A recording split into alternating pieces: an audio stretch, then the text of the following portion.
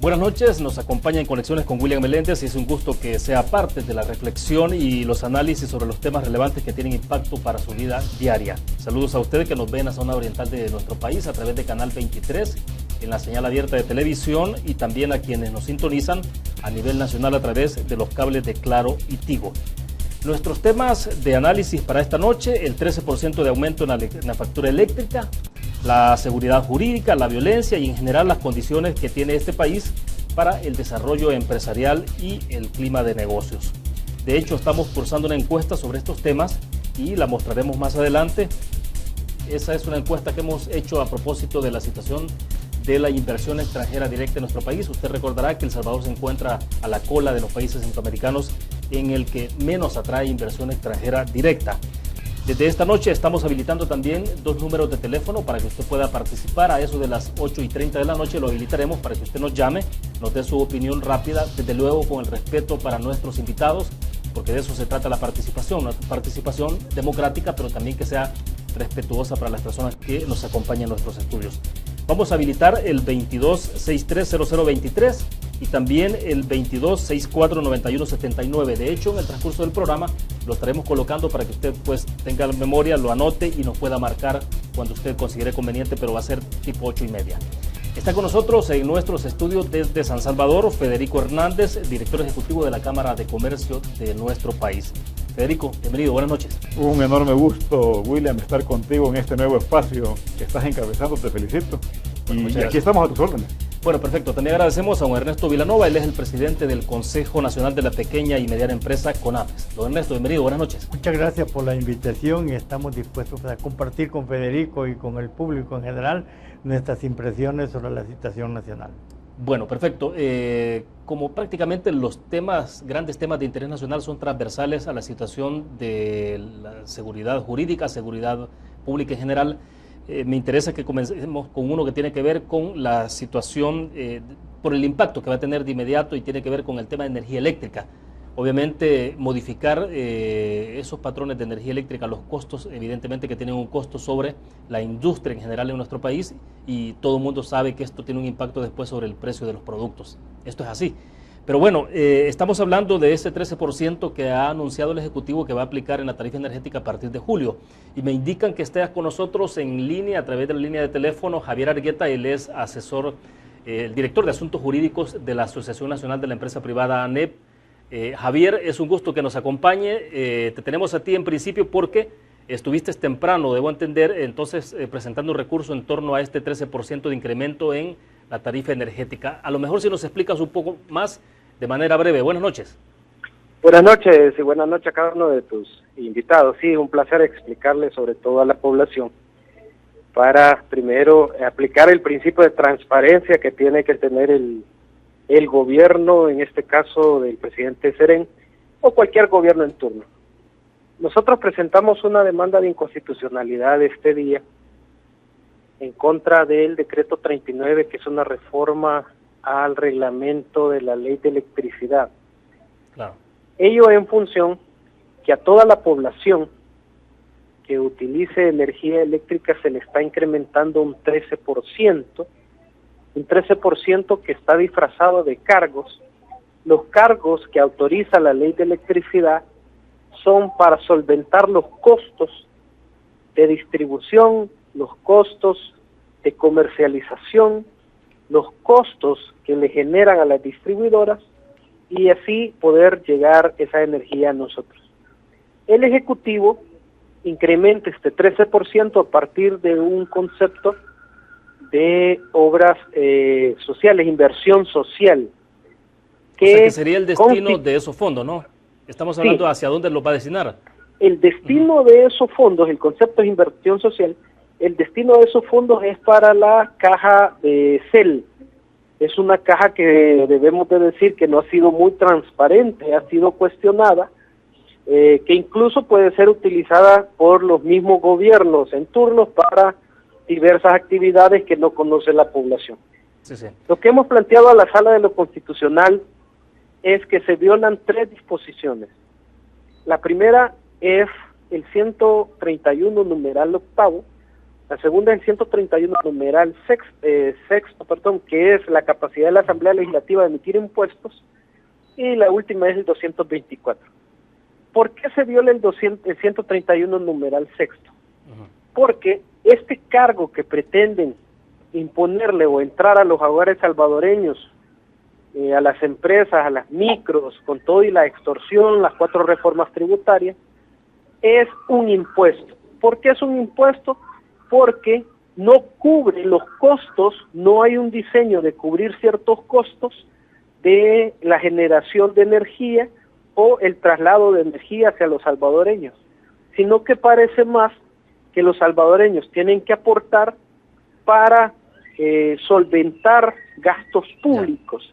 El decreto no habla en sí cuál es la finalidad, no hay una transparencia, y la siguiente disposición que se violenta es la capacidad de la Asamblea Legislativa de determinar a dónde se va el presupuesto general de la nación. Ahora bien, Javier, perdón, indican ustedes que en términos legales entonces el Ejecutivo se está abrogando derechos o facultades que están conferidas al primer órgano del Estado. Un poco sería por ahí la línea, digamos, de que ustedes estarían pegando o impactando. Exactamente. Si ellos quieren poner un impuesto que la gente lo pague a través de la factura de energía eléctrica, un impuesto que de alguna manera se suma al 13% del IVA, que hoy serían 26%, más renta, más otros impuestos que existen, que lo discute en la Asamblea Legislativa, que tome la iniciativa de ley y que las diferentes representaciones parlamentarias lo discutan.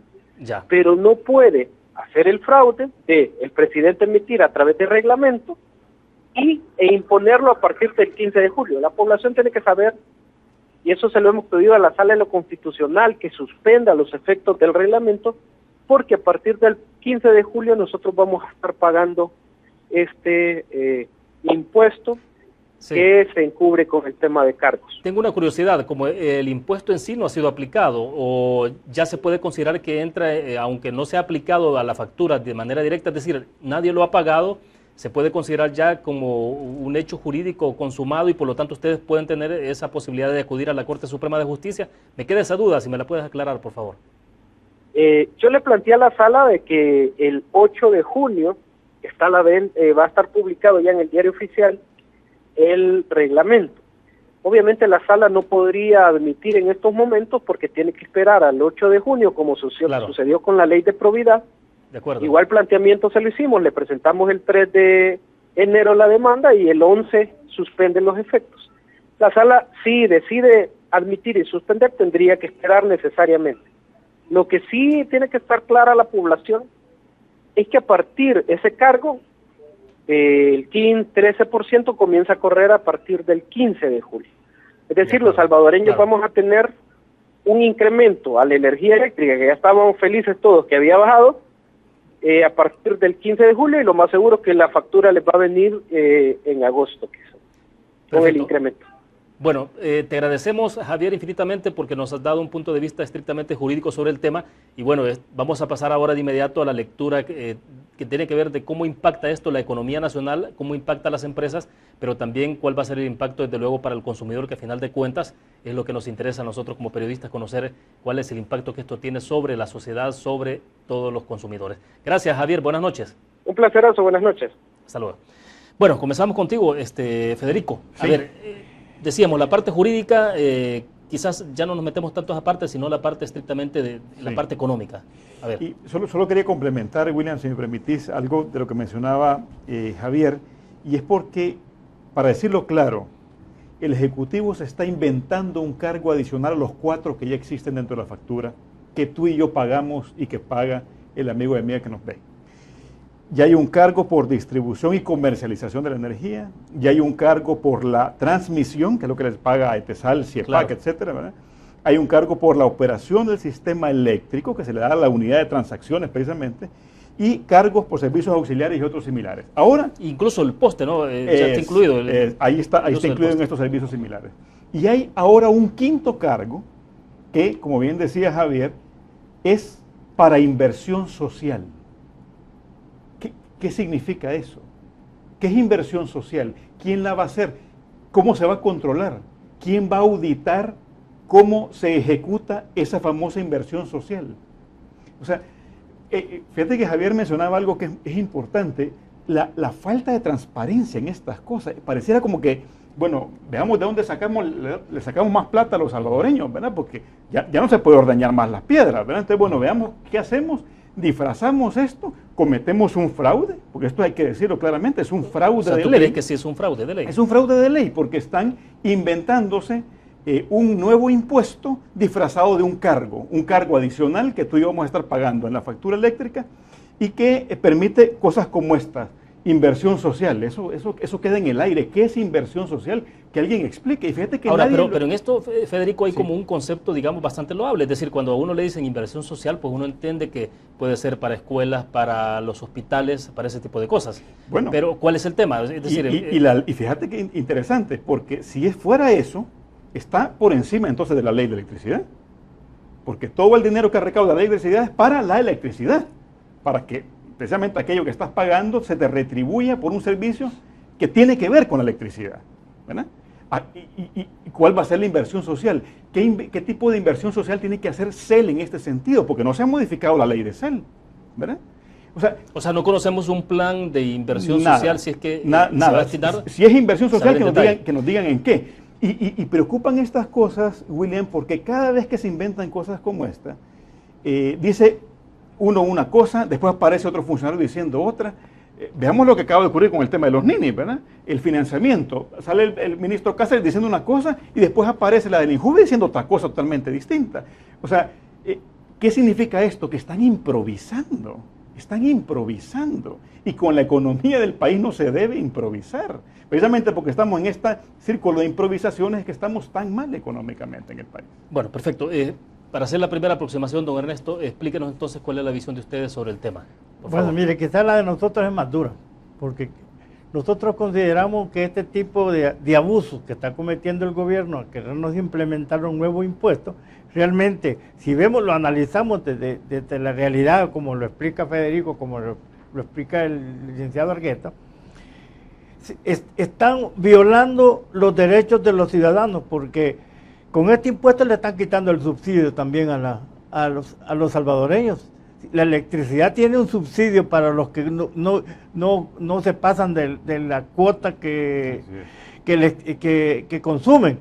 Con este 13% que les están aplicando, se elimina el subsidio para los salvadoreños. En ese sentido, le están afectando al 90% de todos los salvadoreños con este incremento. Además de ser inconstitucional, porque se han sacado de la manga de la camisa, realmente perjudica al 90% de la población o de los salvadoreños, porque nosotros calculamos que un 10% de los salvadoreños no tienen electricidad, sobre todo en el campo.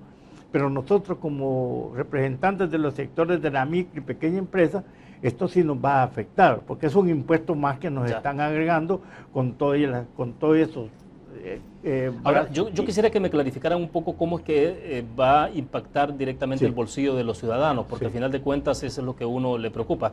Es decir, que le argumenten de que esto va destinado a cuestiones sociales, pues de repente uno puede decir, bueno, qué bueno, o sea, al final este país necesita inversión social, pero no sé, de repente uno también piensa que tanto la medicina puede ser más dañina que la misma enfermedad. Bueno, uno quisiera que la inversión social de verdad se viera, ¿verdad? Eso es lo que uno primero quisiera, ¿verdad? Es decir, yo no sé si es inversión social, por ejemplo, tener pantallas LED para los diputados, ¿verdad? Por decir algo, ¿verdad? O gastar esa cantidad de plata en alcohol en el caso de cepa. Mira, hay algo bien importante. Tú nos estás mencionando, William, el tema del impacto. Aquí tengo ya algunos numeritos que pueden servir. Una persona que consume, o un hogar que consume 400 kilovatios hora al mes. El costo actual es de 0.10 de dólar. Ese es el costo actual, ¿verdad? Entonces le sale un pago mensual más o menos de $40 en la factura eléctrica. Con la reforma, porque a ese 0.10 hay que multiplicarlo ahora por 1.13, ¿verdad? Le saldría 0.11. O sea, el nuevo cargo de la reforma al mes es 45.20, 5.20 adicionales. Estoy hablando para un hogar que es el promedio del país, ¿verdad? Un hogar, digamos, clase media baja. Clase media baja. 5.20 mensuales. Calculemos eso a lo largo de 12 meses.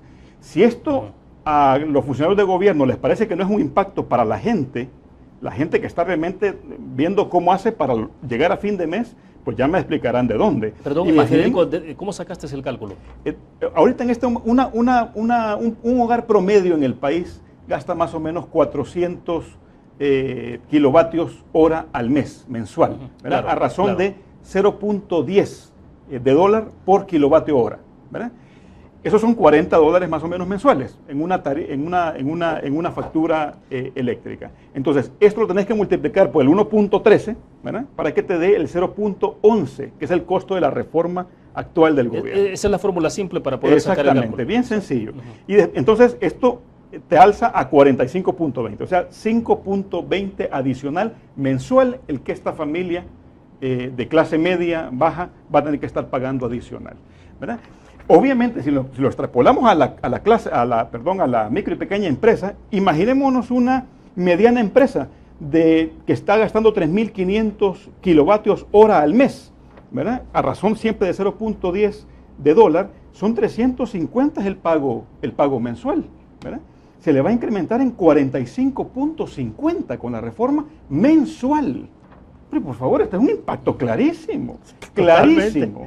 No hay manera de esconder eso. Ahora, estamos hablando ya del impacto desde tu punto de vista sobre una familia, ¿no? Una familia sobre un hogar. Y te acabo de comentar el caso de una micro. Ahora, sí me interesa esa parte, don Ernesto, la parte de cómo es la consecuencia, cómo se traduce esa consecuencia para un pequeño empresario o un microempresario, o sea, porque la factura energética golpea a todo nivel. Mire, entonces, yo lo que les puedo plantear es que los consumidores, los pequeños empresarios, no evalúan las estadísticas ni las cifras, cómo es que les aplican la tarifa. Ellos lo que ven es el total y cuando les llega el recibo, el resumen, ellos no analizan que tanto megavatios o kilovatios, sino que cuando dicen, nos subió la corriente y yo no tengo encendido tanta cosa. Entonces, o sea, sabían que pagaban $100 el mes pasado, pero con el incremento van a pagar 125, 130. O sea, lo digo en términos gruesos. Esa es la reacción que va a tener la pequeña empresa, los microempresarios y todos aquellos salvadoreños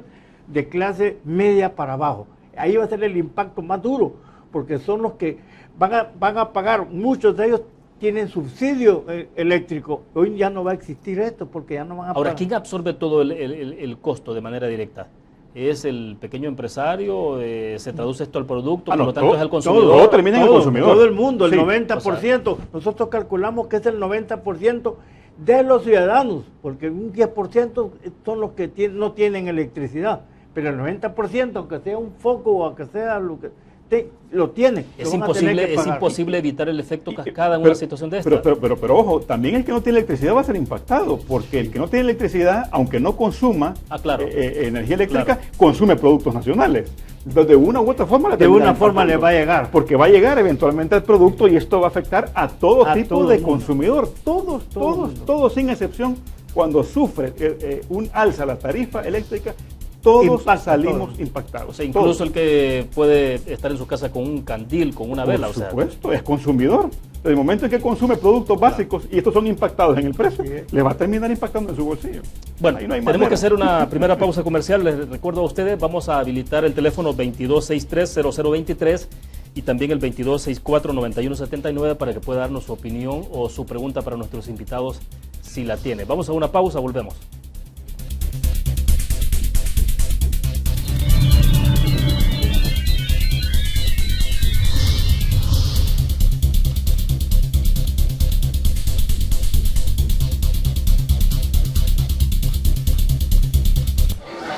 El pollo y el huevo han formado parte de tu vida. A veces caliente, a veces frío, a veces visible, a veces invisible. El pollo y el huevo han estado siempre contigo. Son los alimentos de todos los días, los saludables, los que no pueden faltar en tu casa, porque te nutren y te dan fuerza.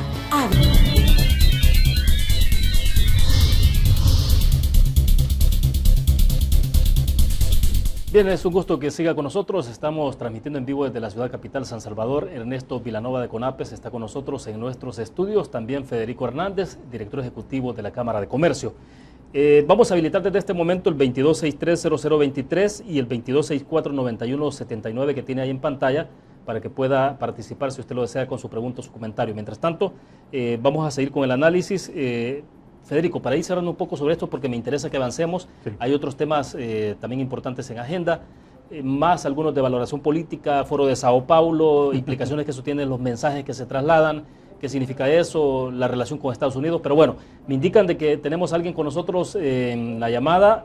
Buenas noches, si nos da su nombre y de dónde nos llama, por favor. De Usulután, imagínense ustedes que pueden romper la garganta y los de arriba estaban a la gente desde que Arena metió el dólar sin contar con la gente y cómo se va a arreglar eso si los de arriba son los que estafan a la gente. La gente está cansada de muchas cosas que los de arriba hacen lo que quieren, pues, y cómo, pues. Bueno, perfecto, le agradecemos su participación. El amigo televidente hizo referencia un poco a la dolarización. Creo que tenemos a alguien más en línea. Si nos da su nombre y de dónde nos llama. Sí. Buenas noches. Buenas noches, adelante. Le llamo de San Miguel. Sí, díganos, escuchamos. Sí, quería hacerle una pregunta al señor de la Cámara. A Federico Hernández, adelante, le escuchamos. Y en la siguiente, que ¿por qué los señores de la energía eléctrica siempre hablan de rebajo de la energía eléctrica y nunca nos aparece en el recibo? Al contrario, los viene recargado y ahora le quieren aumentar un impuesto del 13%. Nada más. Bueno, perfecto. Muchas gracias. Gracias a usted por la participación. ¿Alguien más está con nosotros en línea? Buenas noches. Sí, buenas noches. Sí, ¿de dónde nos llama y su nombre, por favor? Aquí en La Libertad. Díganos. Don Manuel Cruz. Díganos, don Manuel, adelante. Sí, es que yo le quería decir ahí a los señores también que hoy están ellos desgarrando las vestiduras porque está ese impuesto. Yo no estoy de acuerdo totalmente con ese impuesto, porque no sé si es impuesto o es incremento, no tenemos muy claro. Pero también ellos se debían de rascar las vestiduras cuando la energía ha bajado y pregúntale, William, ¿qué producto bajó de precio durante todas estas rebajas de la energía eléctrica? Claro. Así es que hay que ser ecuánime, ¿verdad? Gracias. Bueno, perfecto. Los invitados están escuchando su participación, están tomando nota desde luego, y después de que hagamos dos llamadas más, ellos tendrán espacio para que puedan responder y dar la respuesta. Me indican de que, bueno, parece que tenemos a alguien más. No, va. Federico, a ver. A ver, las últimas dos hacían referencia a este servidor. Bueno, la segunda llamada de las tres es evidente, ¿verdad? La gente está indignada, ¿verdad? Y dicen, bueno, ¿y por qué?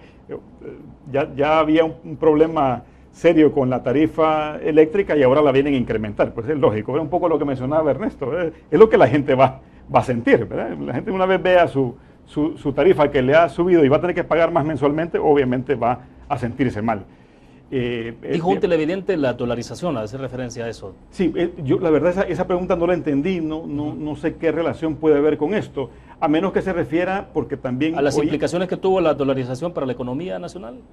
Bueno, puede ser, pero imagínate, comenzar ahora a hacer una revisión con respecto a la dolarización, yo más bien lo que diría es que, ¿qué pasaría con estos tipos de gobiernos si no tuviéramos dolarizados? Eso me pregunto yo, ¿verdad? O sea, si en este momento, por ejemplo, el gobierno del presidente Salvador Sánchez Serén o el presidente Mauricio Funes hubieran hecho uso de la maquinita para hacer billetes, no sé qué hubiera pasado en el país. Te lo digo así francamente, ¿verdad? De acuerdo. Pero quisiera contestar tal vez la última. Rápido, sí, porque tenemos otros televidentes que están con nosotros. Si no, escuchemos y con gusto. Me gustaría que evacuáramos un poco las inquietudes mejor. Ok, sí, por favor.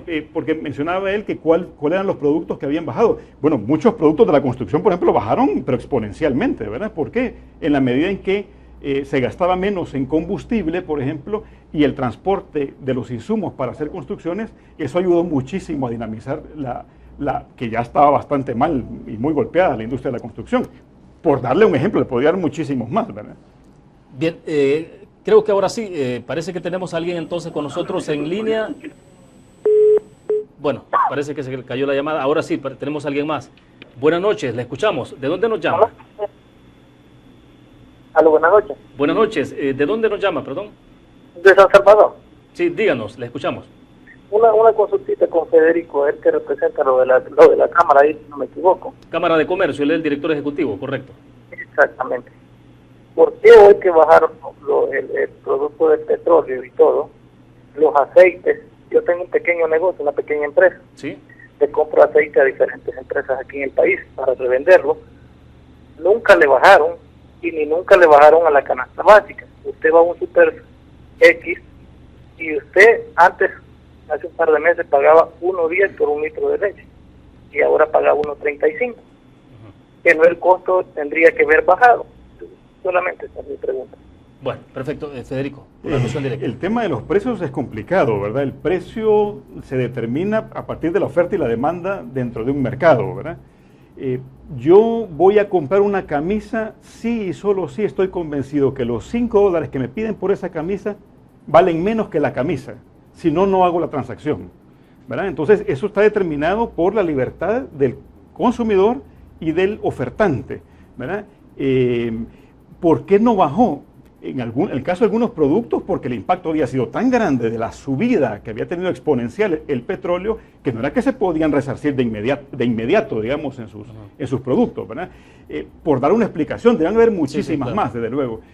Pero ojo, hay que entender una cosa, a veces cuando se habla de la reducción de la tarifa, porque así lo veo yo en este último comunicado que ha lanzado Casa Presidencial, pareciera como que depende de Casa Presidencial el asunto. Si es que la tarifa eléctrica logró bajar como bajó porque los precios internacionales del barril de petróleo comenzaron a bajar exponencialmente. Ahora, la pregunta aquí es la siguiente.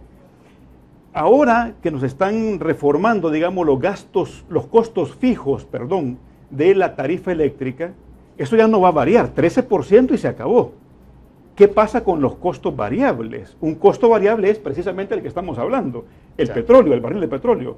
¿Qué pasa si en los próximos meses comienza a subir exponencialmente otra vez el barril de petróleo? ¿Cuánto nos va a afectar a los que vamos a pagar 13% adicional? Esa es la pregunta que tendríamos que estar haciendo. Parece que ahora tenemos a alguien más con nosotros en línea, quizás unas 2 llamadas más para que también don Ernesto pueda tener participación y luego poder continuar, porque también quiero mostrarles más adelante un poco una encuesta que hicimos a través de la cuenta de Twitter WMLendes19 y preguntábamos sobre por qué cree usted que El Salvador es el país que menos inversión extranjera directa atrae en Centroamérica. Se la vamos a mostrar después. Bueno, vamos al teléfono. Buenas noches, le escuchamos. Buenas noches. ¿De dónde nos llama? Gusto saludarle. De acá de San Salvador, señor William. Díganos, adelante. Es un placer saludarles y gracias, bueno. También ahí a sus entrevistados. Fíjese que definitivamente no estoy de acuerdo con ese incremento a la energía. Yo en nuestra casa, por ejemplo, nosotros pagamos alrededor de casi $50. Y le estoy hablando de que nosotros vivimos en esta casa, mi esposa, mi suegra y mi hijo. 4 personas. Somos 4, ¿verdad? Tenemos todos lo que tiene que ver con eléctrico es ahorrador de energía encima, ¿verdad? Entonces, definitivamente no se puede actuar de esa manera, ¿verdad? No puede ser. Y en cuanto al tema de los precios del petróleo, sí, Casa Presidencial y gobierno actúan como si estas cosas dependieran de ellos. Y otra cosa, fíjense de que yo no sé quién es el ente regulador realmente de los precios del petróleo. Cuando los precios del petróleo estuvieron en picada y estuvieron bajando un gran montón, todas las semanas bajaban ciertas cantidades. Aquí no se reflejaba realmente esas bajadas. Y para terminar, señor Federico y el caballero que está allí, don Ernesto Vilanova. Fíjese que nosotros, don Ernesto, sí, fíjese que nosotros los ciudadanos comunes y corrientes, los mortales, los que no tenemos un micrófono, los que no tenemos cámara, realmente necesitamos personas que se pongan a defender nuestros derechos, que se pongan a defender, no nuestros derechos, que se pongan a defender a este país. Ya basta. Y no lo digo, y que quede claro, porque acá me estará escuchando gente de izquierdas también. No lo digo por este gobierno, lo digo por todo lo que ha venido sucediendo en este país a lo largo de muchos años. Soy una persona de derechas, siempre lo he sido, más sin embargo quedé decepcionado también con la derecha en este país. Le digo y le pido a personas como Federico, realmente pongámonos a defender a este país. Es la única patria que tenemos, es lo único que nos queda, no tenemos a dónde ir. Probablemente todos estos que se están llenando los bolsillos ahora en la Asamblea Legislativa y en un montón de lugares que se prestan para eso, tendrán dónde irse, nosotros no. Es bueno, lo único. Perfecto, gracias, muy gentil por su participación.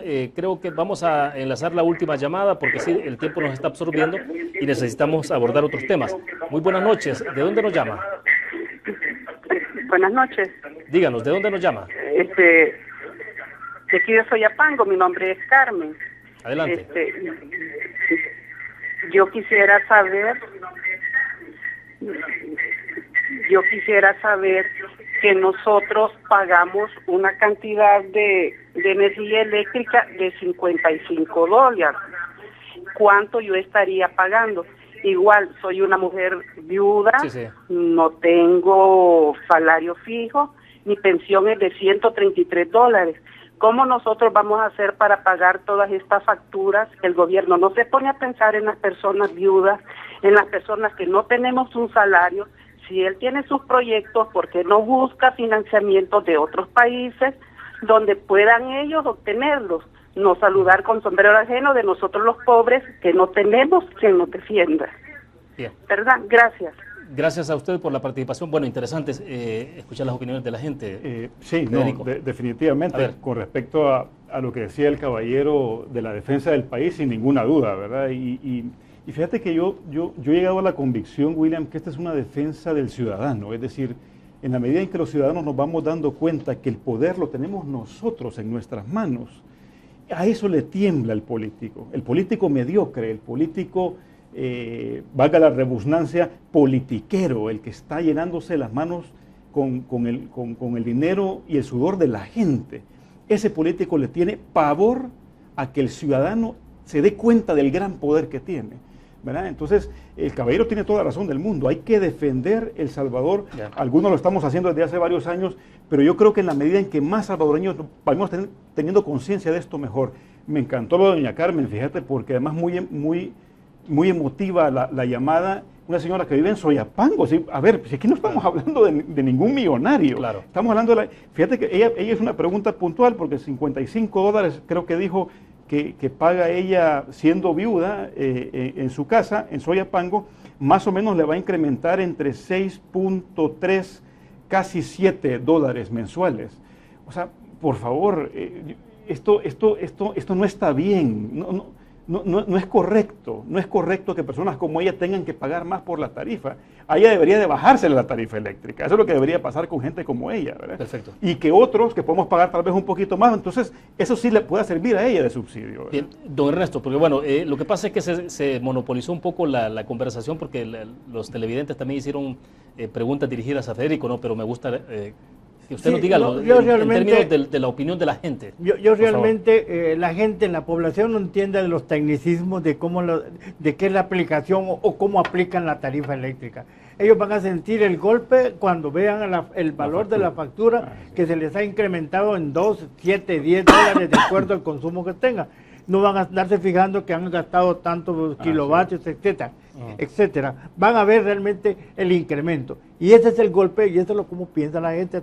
Esta señora que acaba de hablar, pues ha dicho la verdad, ha dicho sus sentimientos. ¿Qué va a hacer una viuda? ¿Qué van a hacer esta gente que tiene una televisión o pasan todo el día, como hacen las amas de casa, que están todo el día con la televisión y que les tienen una cuota mensual de electricidad entre 50 y 55, están en la misma realidad? La gente no es técnica para conocer cómo van a pagar. Claro. A ellos les van a dar el riendazo y para nosotros creemos que es un incremento innecesario, violento, que está afectando a todos los salvadoreños, va a afectar a todos los salvadoreños. La inquietud que quiero recoger un poco el sentimiento de la población que se expresaba en términos de, por ejemplo, Federico y don Ernesto, en el caso del petróleo. El petróleo bajó, sin embargo el precio de los productos, dicen, se quedan, o sea, arriba y no bajan, porque la gente evidentemente quisiera entender de que al bajar así como le vendieron la idea de que al subir el precio del petróleo subían el precio de los productos, pues también cuando baja el petróleo, claro, es una relación lógica, ¿no? Sencilla y práctica. Tendría que bajar el precio de los productos. ¿Por qué no ocurre eso? Mire, si hacemos esa evaluación también hay que considerar, porque el más afectado acá es el más pobre. El que consume la gasolina ya es un estrato de ciudadanos que tienen cierta categoría mayor que aquellos que viven en una champa. Ellos no evalúan, porque yo conocí una persona que decía, ¿cómo es posible que la gasolina, cuando está barata, cuando lo bajan, es un mínimo que van bajando, pero cuando sube más de lo que puede bajar? En estos momentos está casi a $3 la gasolina, y cuando dicen va a haber una baja, le bajan 2 centavos. Entonces la gente ya no entiende. Por eso les decía yo anteriormente, no entiende de tecnicismo. O sea, ellos solo ven la factura, ven el precio y ahí analizan y ahí sacan las cuentas.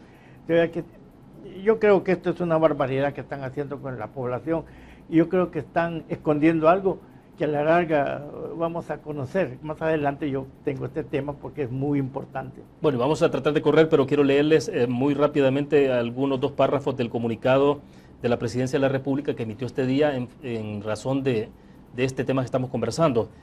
Dice: el gobierno del presidente Sánchez Serén garantiza el subsidio a la energía eléctrica. Número 1, el gobierno garantiza el subsidio energético a los hogares salvadoreños. Los ajustes que se realizan, como otros que se han realizado, van orientados al fomento de la inversión en materia de producción de energía y al ordenamiento de la política energética, con el propósito de garantizar la estabilidad de precios bajos en las tarifas, garantizando las inversiones públicas y privadas. Es un comunicado de 5 puntos, pero el segundo literal dice, el segundo numeral: las tarifas de energía eléctrica se han reducido en los últimos 2 años hasta la fecha en un promedio de 60% menos en los precios. Me voy a saltar al 3, dice: el sector energético de El Salvador es el más dinámico en el desarrollo de proyectos e inversiones en ejecución y por ejecutar por el Grupo CEL, las cuales rondan los 1.970 millones. El numeral 4, El Salvador es el segundo país con las tarifas más bajas de energía eléctrica en la región, y el Grupo CEL es la entidad estatal que ha realizado la mayor inversión pública. Cierro con eso, Federico, sí. Tu opinión muy rápida, porque necesito irme a la pausa comercial. Sí, mira, casi cada párrafo merecería un desglose para ver la sutileza de las mentiras. Pero voy a darte un ejemplo. Las tarifas de energía eléctrica se han reducido en los últimos 2 años hasta la fecha en un promedio de 60% menos en los precios.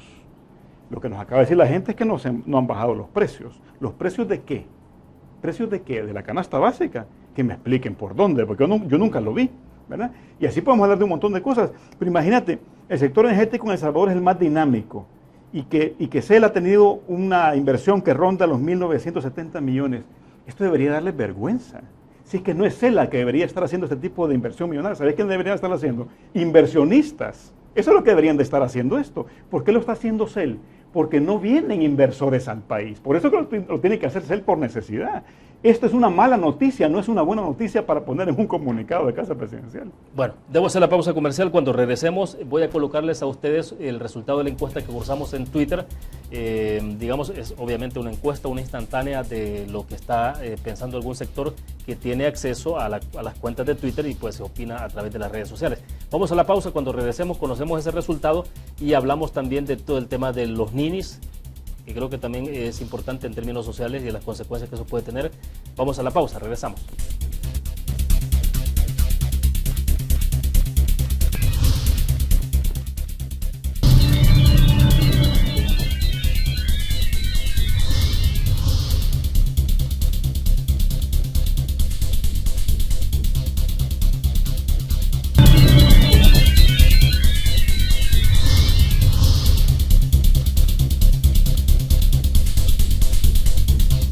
Bien, a esta hora de la noche, 8:46 minutos, vamos a colocarles a ustedes, y la tenemos ya en pantalla para que podamos registrar el resultado de la encuesta que cursamos.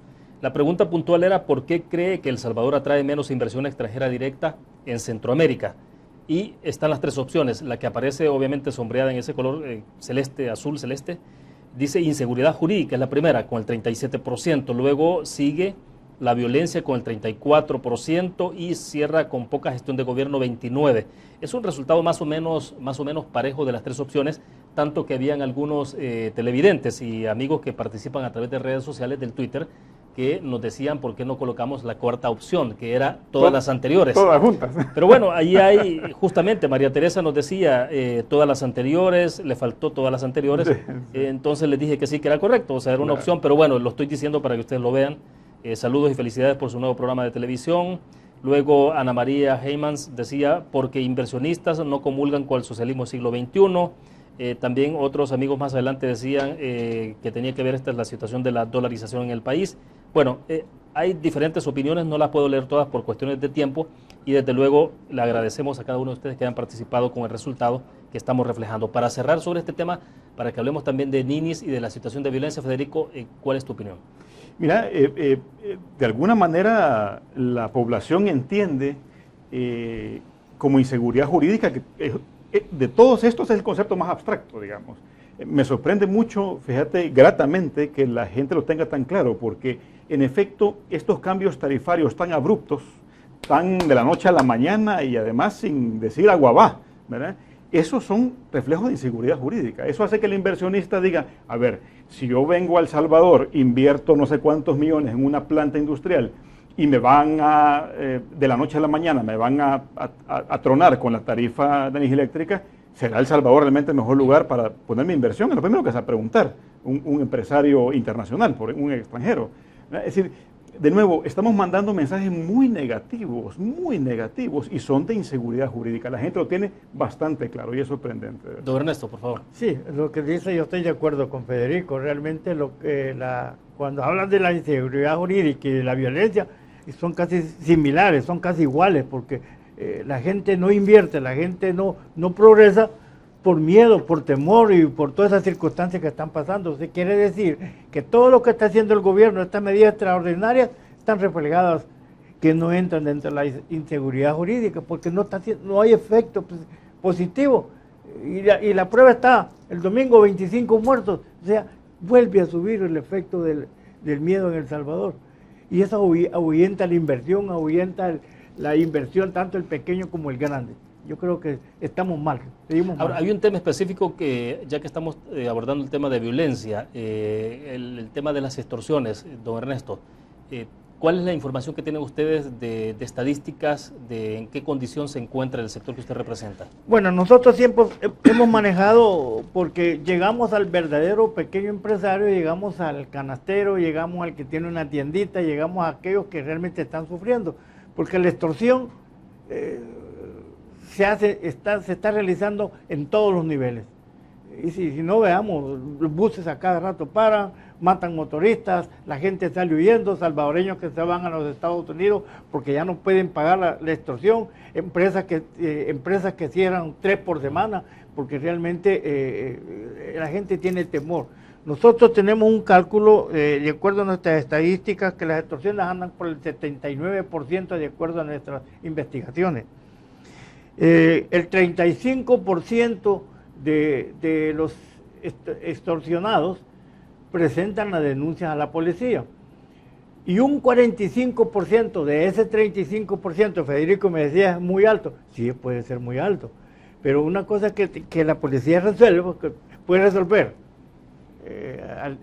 positivo, pero puede resolver negativamente, bueno, decir, claro, no, no podemos hacer nada porque no hemos localizado, pero me siguen extorsionando. Claro. O sea, que no podemos nosotros definir si ha sido positivo o negativo la resolución que da la policía, sí, por no decirte, mire, no hemos hecho nada. Ahora, en el caso de las extorsiones, don Ernesto, ¿hay algún subregistro? Es decir, de ¿qué tanto puede ser ese subregistro? Es decir, o de gente, o de pequeños empresarios, comerciantes que no necesariamente le dicen a usted que efectivamente han sido extorsionados. ¿Es muy alto eso o no?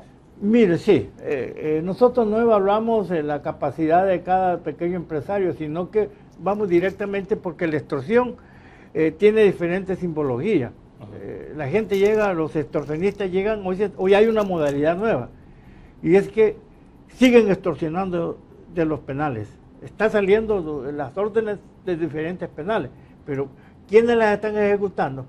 Las familias de los delincuentes, porque ya están acostumbrados, ese es su modo de vivir, y mandan a la esposa, mandan a la mamá o mandan a la hija a que sigan extorsionando para que puedan sobrevivir. Esa es una de las modalidades que no hemos podido decir por temor a la gente. No, tenemos miedo, pues. Yo específicamente les quiero contar, yo fui víctima de una extorsión, pues, y nadie se salva aquí en el país. Por eso yo le digo, las extorsiones en el país no bajan de los niveles por esa inseguridad y por esa situación que vive en estos momentos el país. Bien, fíjate que coincidíamos con Ernesto fuera de cámaras, William, que en efecto el subregistro, o sea, lo que se llama la cifra negra, digamos, correcto, o la cifra oscura, o la cifra oculta es muy amplia, muy grande, digamos, muy abultada en el tema de extorsión, porque ciertamente, y me lo comentaba también Ernesto, hay gente que tiene temor de decirte, sí, mire, yo he sido extorsionado, ¿verdad? Hay unos que te lo dicen hasta con miedito un poquito. Bueno, es más, yo creo que ustedes tuvieron la misma experiencia, Ernesto, en CONAPES, y es que cuando, ¿te acordás? Salió un funcionario de este gabinete diciendo que el que pagaba extorsión de alguna manera estaba subsidiando la delincuencia, ¿te acordás? Claro, claro. Que hubo un alto funcionario de este gobierno diciendo una irresponsabilidad como esa. A partir de eso, en las encuestas, el subregistro todavía nos creció más, porque la gente ya tenía miedo porque no sabía si después el gobierno le iba a acusar, ahí está ayudando a la delincuencia, ¿verdad? O sea, ya cuando caemos en esos mensajes tan, ya no sé ni cómo llamarlo, francamente, tan absurdos, tan ridículos, pues es obvio que la ciudadanía deja de confiar en sus autoridades. Sí, bueno, aquí han dividido la extorsión oportunista y extorsión peligrosa.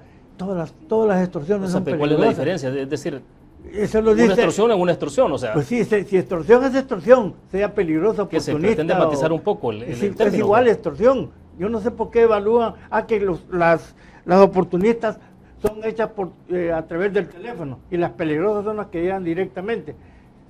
Yo quisiera que los que hacen este tipo de encuestas, que les pongan una llamada como te la hacen, uno se asusta. Sí, cuando oímos el palabrero que te están pidiendo y que dicen, mire, usted tiene familia, usted tiene otra cosa, y la gente en ese momento se pierde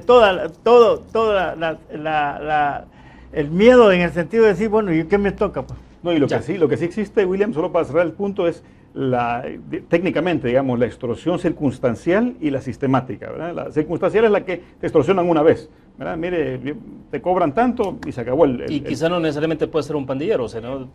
Quizás. Probablemente no. Y luego la sistemática es aquella que es permanente, ¿verdad? Hay que tener, ya es parte de tus costos fijos, ¿verdad? Claro. Bueno, hablemos, nos quedan unos cuantos minutos, hablemos de la parte política, lo que ha ocurrido prácticamente el pasado fin de semana, viernes, sábado, domingo, el Foro de Sao Paulo, que dice Diario El Mundo, el Foro de Sao Paulo con un fuerte discurso anti Estados Unidos, y la declaración final del 22º encuentro del Foro de Sao Paulo realizado en el país terminó, dice, con un fuerte cuestionamiento hacia los Estados Unidos y la OEA, y con respaldo a los presidentes de Venezuela, Nicolás Maduro, y a la suspendida presidenta de Brasil, Dilma Rousseff. A ver, este es un tema estrictamente político, pero bueno, importante analizarlo a la luz de los mensajes que esto... Claro. Yo te soy franco, William, me voy a permitir un sarcasmo aquí. Yo soy un gran admirador del Foro de Sao Paulo, fíjate, porque pasar ya 22 ediciones tratando de mantener vivas ideas que no solamente están muertas, sino que han ocasionado la muerte de millones de personas desde hace por lo menos un siglo. Desde, digamos, desde la Revolución Soviética de 1917, el otro año se cumplen 100 años de la Revolución Soviética, ¿verdad? Ya no existe la Unión Soviética, además, ¿verdad? Es decir, está tratando de revestir de academicismo ideas tan totalmente desfasadas. Mirá que se requiere un nivel de terquedad, pero además de imaginación, que yo francamente no lo tengo, ¿verdad? Yo como intelectual sí los admiro en ese sentido, porque, ¿verdad? Vaya que es una terquedad histórica ya el Foro de Sao Paulo. Pero el argumento, el discurso es más retórica o tiene efectivamente, digo, por la crítica hacia Estados Unidos, uno de los principales aliados de El Salvador, ¿cómo puede asentar esto?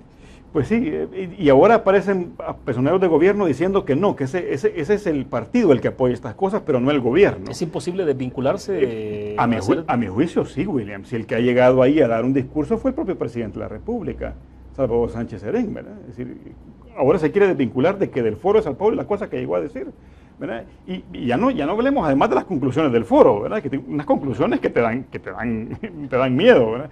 Pero fíjate, tú has hecho una pregunta clave, William. A ver, ¿esto es pura retórica o hay algo más? Veamos ese algo más. Lo que pasó hoy con Bessie Ríos, por ejemplo, esta famosa tuitera salvadoreña, digo famosa porque hay mucha gente activista que la social, digamos, una activista social, es ¿verdad? Independientemente de cuáles sean sus ideas, yo tengo, digamos, diferencias importantes con ella. Sin embargo, es una persona con la que tú puedes dialogar, es una mujer decente con la que se puede hablar sin ningún problema. Para que los televidentes que no están al tanto de Bessie Ríos, el caso concreto de Bessie Ríos hizo una protesta precisamente ante la Casa Presidencial por el aumento del 13% a eso de las 6 de la mañana, y fue prácticamente arrastrada por algunos antimotines que están desplazados frente a Casa Presidencial, y bueno, interrumpieron su protesta pacífica, digamos. Y al final hubo alguna agresión física por ahí, rasguños, pero lo hubo. Pues sí, porque la sacaron a empellones, digamos, de la casa de gobierno, que es la casa de todos los salvadoreños.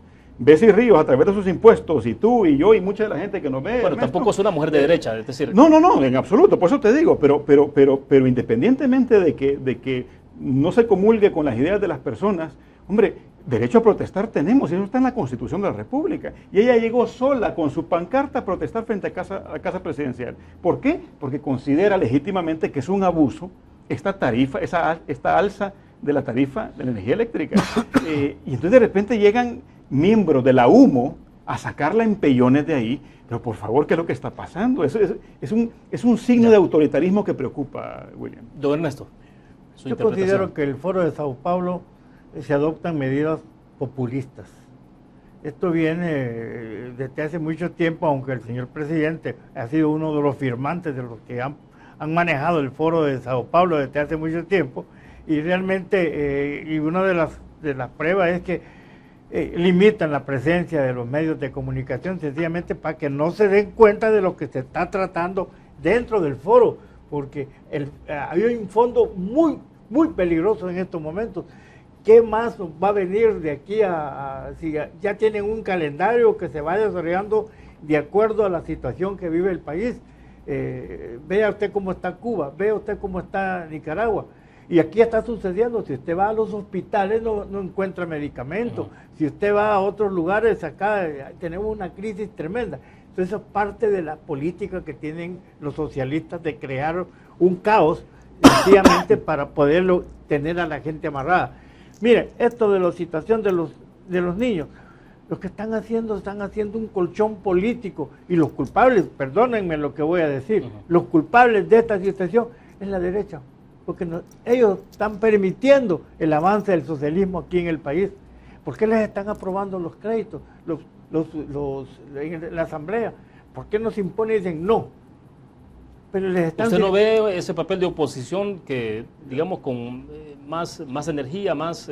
Ahorita más la derecha está callada, perdónenme con todo respeto. No, yo coincido con Ernesto, sinceramente tenemos una pésima oposición política. Pésima oposición política callada. O sea, con un gobierno tan malo como tan mediocre, tan incapaz, tan incompetente, que eso no puede ser capitalizado por la oposición, quien quiera que sea. Hoy es Arena, mañana puede ser otra persona, otro partido, me refiero. Es increíble. Bueno, estamos muy mal en la política. Yo no digo qué partido. La oposición está contribuyendo a que esta gente esté agarrando ventaja. Bueno, se nos agotó el tiempo. Le agradecemos, don Ernesto, que ha estado con nosotros. Muy gentil. Muchas gracias por la invitación. Ojalá podamos desarrollar la parte del Foro de Sao Paulo. Yo hace poco escribí un artículo. Vamos a tratar de hacerlo en otra oportunidad. Y ahí sí estoy explicando punto por punto de lo que se discutió en el foro. Lo vamos a hacer más adelante. Gracias, Federico. Un verdadero gusto, William. Te felicito. Bueno, muchas gracias. Gracias a ustedes por la participación interesante, de escuchar sus reflexiones, sus planteamientos, sus preguntas a nuestros invitados. Vamos a tener siempre abierto el teléfono en todos los programas en adelante. Mañana a las 8 de la noche nos ha prometido que estará con nosotros Eugenio Chicas, secretario de Comunicaciones del Gobierno, precisamente para tener el otro punto de vista también en torno a lo que hemos conversado esta noche. Gracias por su fiel sintonía. Que descanse.